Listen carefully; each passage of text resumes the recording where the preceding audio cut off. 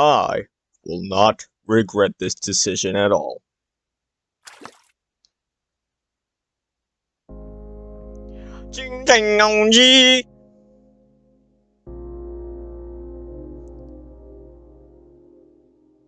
You got best girls right here in the fucking cover, man, on the main menu. But anyways, what is up, comrades, and welcome to Doki Doki Afterimage. Now, I know it's sus month, but I'm just saying, this mod has potential to maybe or maybe not be sus. I don't know, I'm just kind of, I just looked at it. It looked cool. So, with all that being said, let's just jump into it, shall we? I also like that every time we click on something, it just gives like a splashing water sound. But anyways, let's go. Also, I did see Yuri there in the background. Wind's howling. With this last parade riding its horse throughout the carriage, my body abruptly leaning forward. I'm surrounded by countless backpacks, suitcases, beanies, and shoes. Interrupting those glowing screens awkwardly, I step out the subway door. Walking towards the exit, I take a look at the grim sky, imprisoned by cold steels. I bury my face into my collar and walk up the necessary steps, one by one, in order to get up there. Vehicles rushing by, right the moisture onto my face. There are a few passengers around. My eyes mostly fixed on the shining leaves while opening my umbrella. Why do you wear such thin clothes? What? I turned to the other side of the alley. Beneath that well-worn telegraph pole, something was looming, as if someone was there. However, there are no signs of walking nor wet footprints. I close my eyes, then gently open them, to notice nothing but my heart being tightly grabbed by someone I can't quite describe. I walk the path with a rather anxious pace, firmly holding my rein, avoiding Tool. Pale courtyard rails just drag my eyes there unceasingly. My increasing speed could barely fight back its strength. Memories flood in. Every step prints a dialogue. Water flows into the sewer, wave by wave. It's clearer for me than anyone that if I stopped by, even only for a second, I will slip. It was totally wrong not to follow the GPS. Must be a much shorter route. However, my body subconsciously walks on this path ever since I got out of the subway station. Who can blame me, though? This is where I used to live, after all. Luckily, I have got somewhere else to visit. Right?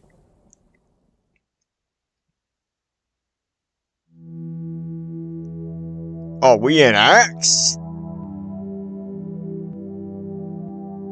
You know, I was expecting this to probably be like a one video playthrough, but I don't know, if we have an axe, then I might have to split this up. Finally, I start treading past foreign buildings, past those LED lights and plastic counters, then present my well-rehearsed lines to those deceitful faces. We take out our documents, exchange smiles, and show off our teeth, while our tongues stir up the saliva, weaving polite words into the paved air. It's like, bro, who fucking thinks like this? I picked up my wet umbrella by the door and stare at the outside street from where I stand still. Suddenly, some shadows approach my back, dodging its engagement. I stagger to the corner. Turns out to be a couple of high school students walking outside, chatting and laughing. I notice something. It's their collar. Their collar. Ah, great, they just fucking disappeared on me. I just tossed my eyes there, and until the shades of red vanished behind the expanding angle between us. I mean, like, she just fucking disappeared, bruh! Ain't that a little strange? Now we're just gonna pretend like two girls just didn't disappear right in front of us? Okay. My fluorescent phone screen tends to become a main role on the stage of the dim sky. I cope with my social apps nonchalantly using one hand. Eventually, I turn off the GPS, simply just walk back to where I came. Orange glitter draws my silhouette cautiously onto the window across the street. I dig forward, eyes on the ground. But a sense of warmth stopped me in the middle of this road, in front of the peaceful courtyard. An unfamiliar car parked on the side of the house, although it's still a few meters from where I stand. The heat under the hood is hard to ignore, as is the light behind the window. Gentle melody paints every inch of the room with its welcoming color. I could hardly recognize anything through the vague windows, but I'm sure that there are many people sitting around a big table. Must be quite a meal. Among their cheerful laughter and clangs of cutlery, two children are looming. You can cook? Really? Maybe you should change the word with eat. You don't believe me? Don't beg me for a taste then. Relaxation from the shower head slipped down my eyelids, lingering with my skin towards the last corner where light could have been reached. Highlights hop from one drop to another, blur everything around me into the soothing stream. My nerves seem to ease a little. Nothing's better than a proper hot shower after a busy yet cold, wet day. Have you brought your pillow today? I dry myself up, open the door. My forehead banging against the chilly concrete wall seriously. Nerves resume onto the cello. Freezing air stabs into my bones with no mercy. What the fuck is even happening? When hard steel wires pierce through my eyelids to pull them up, an aged stoop appears in my sight. Hello? An old man saw me react a little, so he gave it another pat on the shoulder. I saw you standing here for a while now. Are you looking for someone? No. Nothing much. Sorry, I was just spacing out. A foul taste of vertigo strikes over me. Street lamps get so gloomy. Pavement starts to curve, to fold, to intertwine, expelling my ugly figure out of this silent street.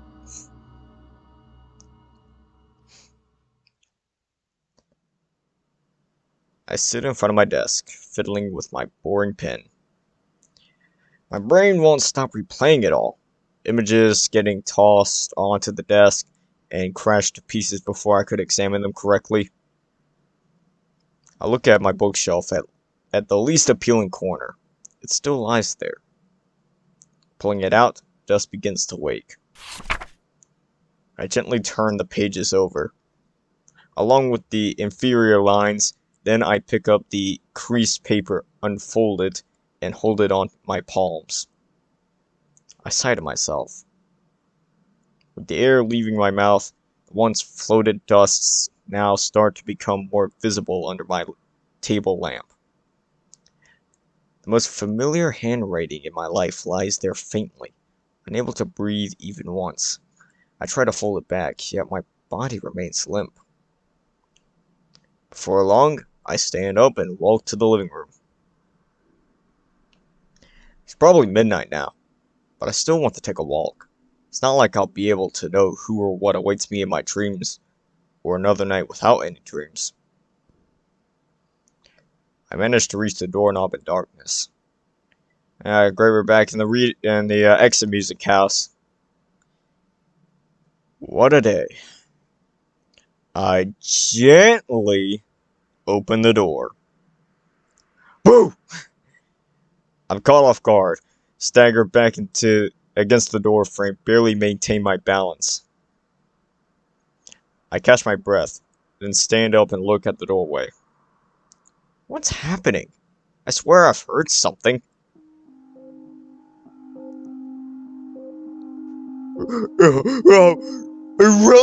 Raggy, it's a ghost! Some cyan fog enters my door from the distant darkness outside, forming the tenderest figure in my memory at the last defense line of mine. She slowly steps out of the gloom far beyond my reach, distant from the celestial like a helpless star. I feel a salty taste filling my throat. The outline starts to take form, then she waves her hand before my eyes. Seems like she made a mistake to measure the distance. Her hand runs through my face, the thin fog gets disturbed, then reluctantly gather together again. When she finally releases my eyesight, an undeniable familiar face reveals. Oh no, bros, it's a ghost! Hey! Stalin! I try my best to stay calm, but billions of strings all get intertwined inside my head as walls begin falling apart, leaving them solemn height behind. Oh no, he's having a fucking heart attack. Oh no, this is not redux all over again, is it? Overwhelming tides take down every fortress in the blink of an eye. My body trembles under the heavy air hammer, bashing and smashing. I take a glance at her neck. Behind her half-visible cyan, there's nothing but the silent doorway, facing the freezing breeze of November. In the cold November rain. I tried to remember more, but my efforts become useless behind my blurry eyes. Stalin! What's wrong? Seeing me wordless, she seems to be a bit worried. I close my eyes, forcing them to rotate a little. Tears drip down my shirt. I dare not to open them. I dare not to confirm. My feet sink down the quicksand. What? I give in to the surging memory.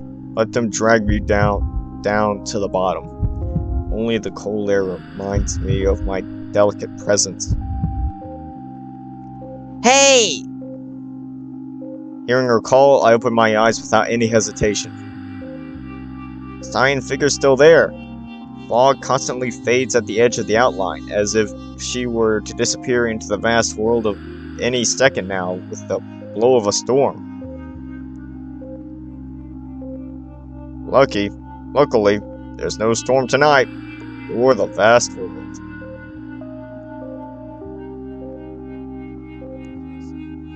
Sayori? Hi, Stalin. Where are we right now?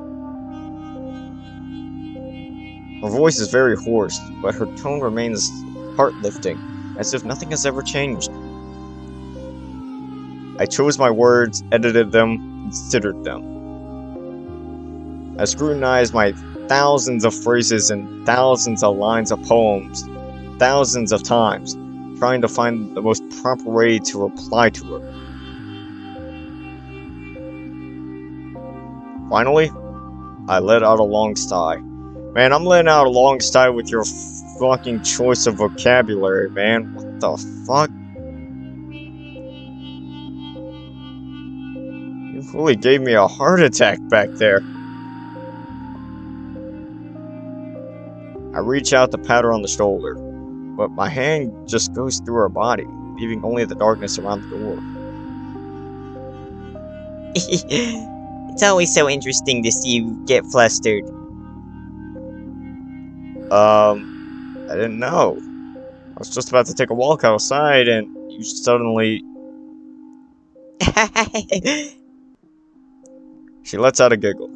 She still seems still replaying my earlier reaction.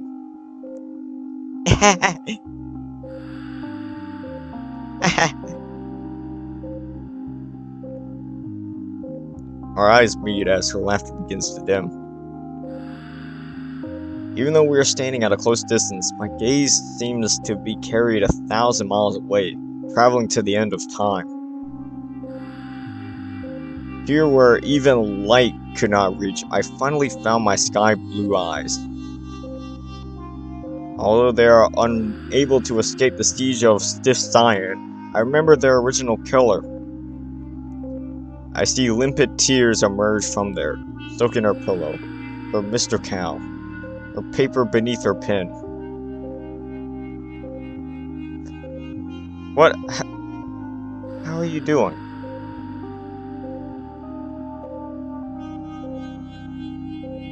Bruh.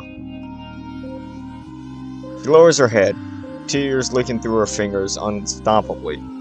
Her shoulders begin to tremble. In the end, she can no longer hold it, collapses to me. I reach out to embrace her. There's nothing I can come up with at this moment.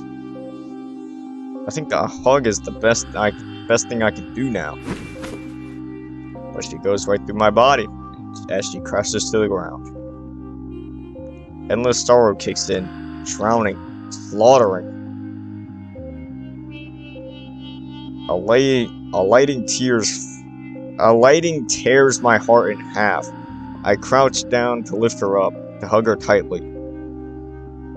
But no matter what I do, there's only the stone-cold air to respond to me. Her crying is the only thing that echoes in my room. Her figure gets stirred to a mess thanks to my movement. The mist is becoming less and less visible. Panic strikes, sending a chill down my spine. I hastily close the front door and then try to rearrange the fog into her body, or rather, her shape. Put my hand on her back to comfort her. I know physics doesn't quite work the way it usually does right now, that I'm trying to use my own strength to hold my hand in the air to match the pose of comforting. Hope this will somehow make her feel better, even though I don't believe in the slightest that the warmth can reach her side. But I know she's by my side, and that's good. I kneel by her side. I couldn't make out a single word from her sobbing. She buries her face in her hands. Her coral hair tumbles down to cover them as her bow shakes in unspeakable fear. Suddenly I let out a bitter chuckle. Sadness and sorrow could no longer be suppressed under my throat. I memorized that Monday. Chair lying on a floor, and the weight when she fell into my arms. The rough rope still tied her neck like a wolf choking its prey, with the dry blood rusting the air. Morning lights gently penetrated her window, but they could never warm her cold body again.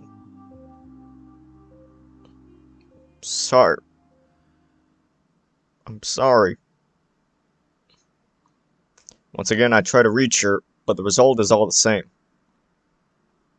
It's fine. She wipes her tears away, trying her best to hold the sobbing back, then looks up at me. It wasn't your fault.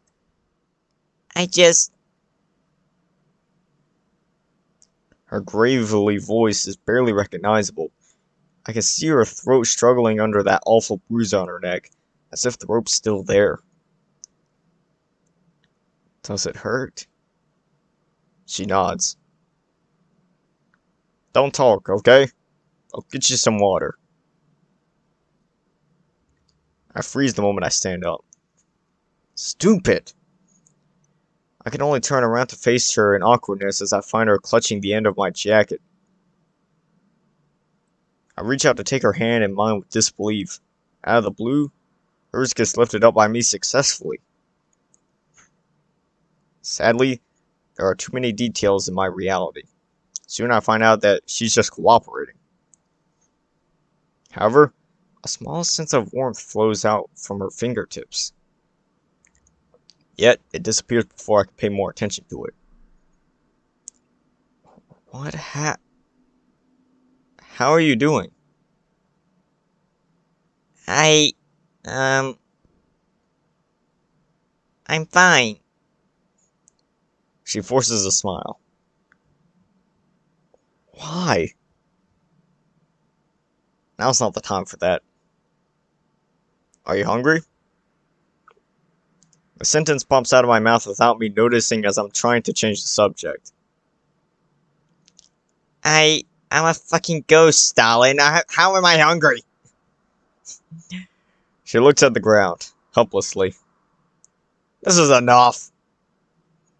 Her expression is like tons of rocks covering my chest, making it impossible for me to breathe. I have to do something. I storm into the kitchen, cluelessly searching in the fridge. Finally, I manage to find something that can be called food before I put them in the microwave and sit at the table. She follows me into the kitchen. I turn on the light. That's when I notice that she's not standing firmly on the ground, but rather a floating state. You moved? Yeah. I transferred to another school. I couldn't stay around there anymore. I look at her in guilt. What's this? She points to my PS5 in the corner. Bruh. Oh, come on! You get a PS5, but I don't. Motherfucker. That's my gaming console. So you began to play games again? I bet you're not attending any clubs either. Well, actually, there are a lot of activities going around in college, so... What? You're in college now? Yeah. After all, it's been a while. How long? 4 years. Already? 4 years? Look at you. Didn't comb, didn't shave. She walks towards me, mildly touching my face. Jeez, you're worse than me sometimes. She giggles, running her hand through my long-forgotten hair. However, it feels like nothing but the plain air. I'm speechless. Thinking of it, when was the last time I looked in the mirror? Oh, wait here. Warm smell spreads out all over the kitchen as soon as I open the microwave, bringing at least some ease to this cold night. I put the pasta onto the table. Its red sauce seems especially intriguing under the orange light. I have to say, this even makes me hungry. Her eyes are just about to beam, but it doesn't ease me a bit. I put a fork before her. Wow, this looks really nice. Her familiar grasp rings by my ears. The Sayori I know fully comes back as her hand reaches the fork and prepares a pasta massacre when suddenly, the motionless metal stayed where it was like a rope tightening its knot. I clench my fist. Gosh dang it!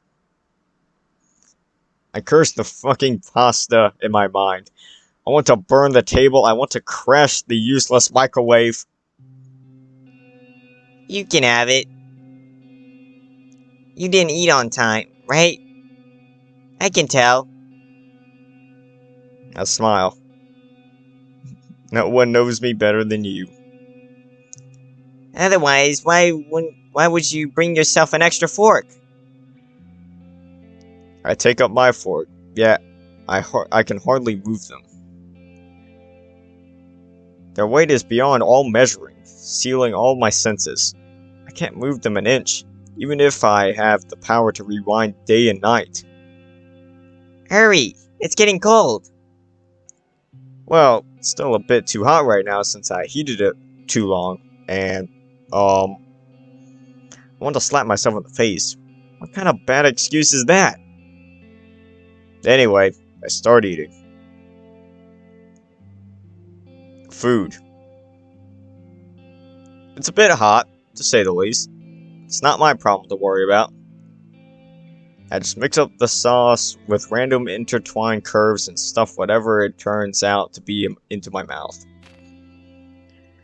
Their density decreases in my plate. When the last minced meat vanishes behind my teeth, a tear drops to the warmth that lingers above the whiteness.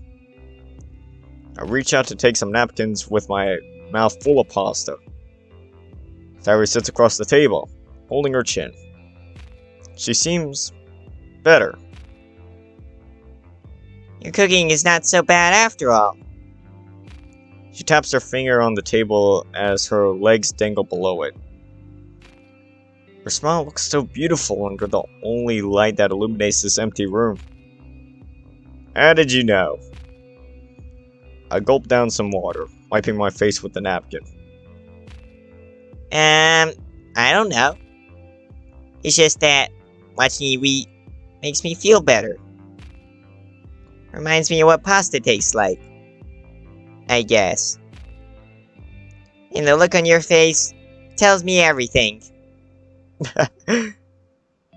She'll kill me if she knew this was just some random microwave food I picked up from some random convenience store.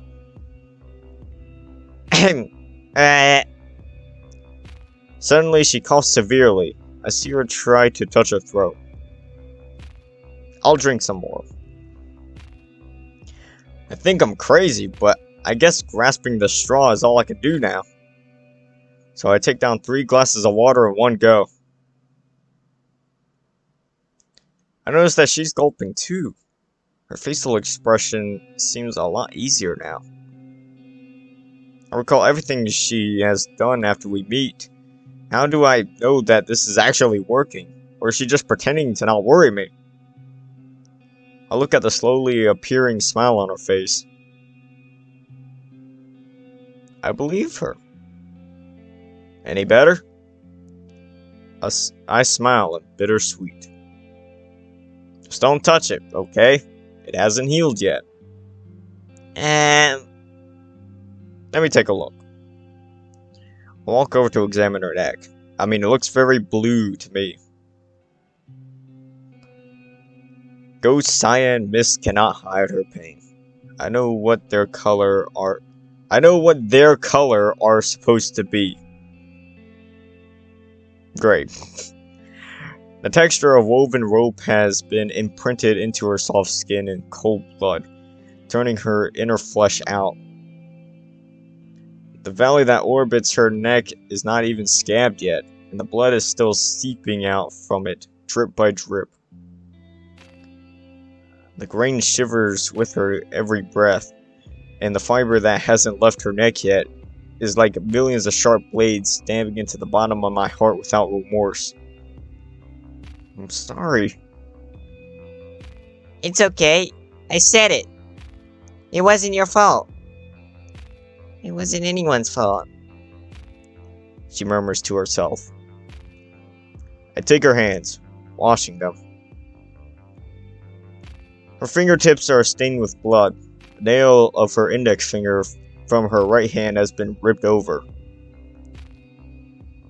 Some fiber that still sticks on her thumb, dried to a grilled brown along with the blood. Other fingers' condition are probably worse, but I fail to remember more as my eyes water up again. Are you tired? I wipe away my tears. I don't think it was actually supposed to say that. Maybe you should go back and maybe you should go back and fix that. I don't know, or not. I don't know. Is it depends if that's that really big of a typo or problem. No. She shakes her head. Let's take a walk outside. I want to look at where you live. That's when I realized that she's still wearing her thin pajamas and her feet are still bare. That's out of the question. At least.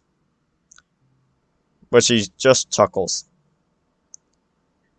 What are you thinking? It's not like I can get any colder since I'm a spooky ghost. Alright. Just wait a bit. I'll go grab a coat. I rushed to the bedroom, opened the wardrobe to take out my warmest jacket. Then, just as I was about to close it, I stopped. I grabbed a beanie. Just in case. Now back. Ah!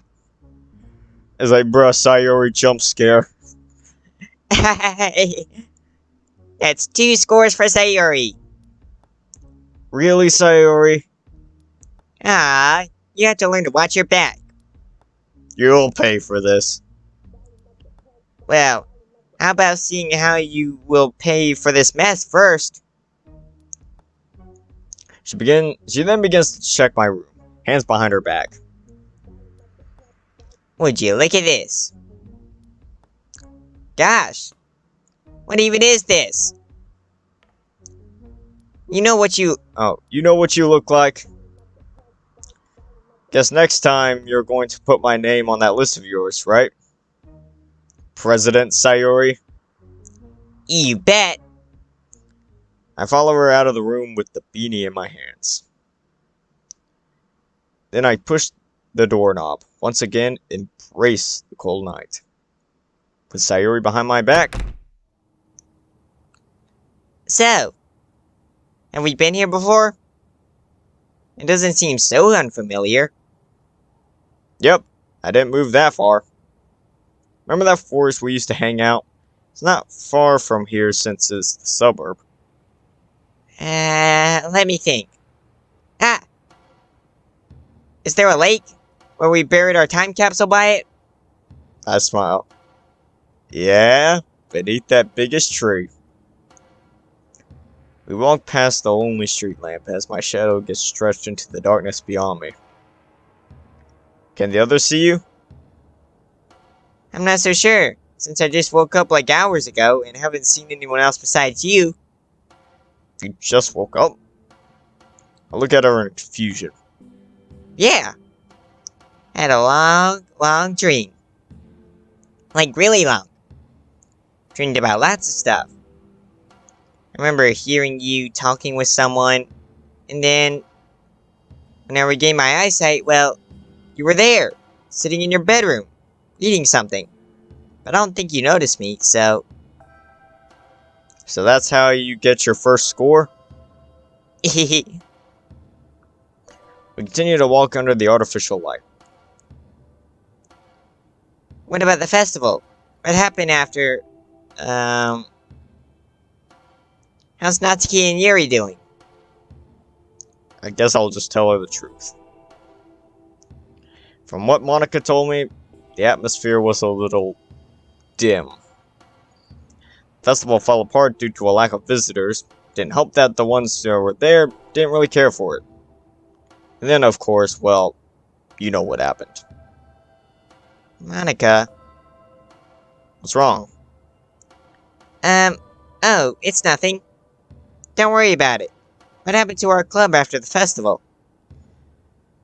Well, we disbanded because there weren't enough members. But I don't remember anything specific during that time. I just don't remember. Like gold. Now that I think about it, that period was like a glass covered with steam. Only ambiguous pictures come into my eyes. The rest is nothing but a blur. I only attended a few days of school after you left. So many things to fix, so many people to inform. I didn't receive any actual help since I literally got no friends. Hell, even reading those guidelines and filling endless forms were enough to make me a walking dead. I stopped to catch a breath. Your seat, your books, your photo on the class wall. Too many things to face. I couldn't stay there anymore, so I transferred as fast as I could, just to get away. Sayori pauses. What about Natsuki? And Yuri? Monika? A string of familiar names pierces my body, overpowering all of my fights and resists. I can't dodge, I can't hide, I can only let the rain of memories soak me from inside out. Sorry. I don't quite remember. I didn't see Natsuki and Yuri after the funeral, I suppose. I don't even remember their expressions that day. Guess sometimes it's better to just leave a person alone. As for Monika, a pair of emerald eyes suddenly What was that? She's... Gosh, why is it so hard to remember? I frowned, as if some worm slid into my clothes. The discrepancy in the memory questions my brain unstoppably.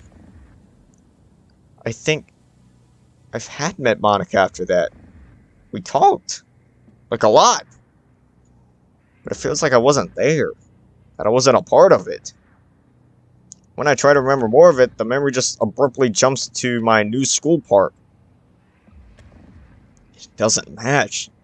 It doesn't make sense. Stalin, are you alright? She reaches out to my hand. It must be really tough. It must be a tough time for you. But it's okay to forget. Maybe it's even a bliss to not remember all of it, right? Let's talk about your college. Her tone is returning to herself. Sure. Where do you want me to begin with? Start with your new club president. Huh? That's... We walk and talk. From my roommates to our new library. From that twisted statue in the campus to the dust disturbing their steel eaves. I mentioned to her that I am keeping a sunflower in my room. And that big fat cat can't even roll herself over to thanks to the students' treats. And some weird fellows sitting behind the bushes, drawing the flow of life. And of course, my new club president. There's still a literature club in my college, which is a good thing. Although everyone seems to prefer talking about music and movies, I still keep the habit of writing poetry. I tell Sayori about the notebook I was reading earlier. I keep every one of her poems there, along with my mindless sentences and phrases. From moist to dry, from dry to moist, all the way down until the end of the last page, till what's behind the back cover. Dozens. Hundreds? Maybe thousands. I can't quite remember. Just as I can't remember how many hours in 4 years, 1 month plus 1 day, nor how many seconds in 30,784 hours. Time never gives you a break. I was lingering in my comfort zone just a minute ago.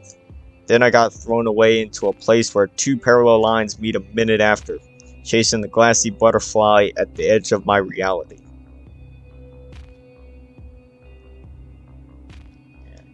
My friending, we move on to Act 2, my friending.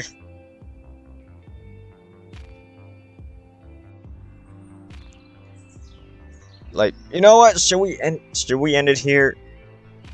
You know what? I feel like we should end it here. Anyways, comrades, this is where we conclude for today. If you enjoyed this video, make sure to hit that like button. And of course, new channel, subscribe. I mean, you might have to check to see whether you're subscribed or not. But, hey, subscribe, turn on that bell, for this is the one-stop shop for daily ddlc content. And as always, until next time, so long, comrades.